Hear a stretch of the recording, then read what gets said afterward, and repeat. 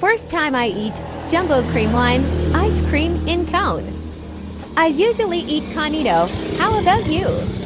Look, it's bigger than usual and look yummy. It's a jumbo. Super daming nuts on top and bigger size. Para na rin ako kumain ng ice cream sa 7-Eleven. Yan, nagustuhan ko to. Siyempre, mas malaki siya sa Cornetto. And mas cheaper din siya. Na-try nyo na ba yan? Comment down below. Pero masarap siya in fairness. Ayan, kinakain ko nga pala siya sa Ang daming karsada. mani. Habang naghihintay. Siyempre, sino ba hinihintay Double. ko? Pero masarap siya in Super fairness. jumbo. Yummy. Second palo ko mo. Ang init ng panahon.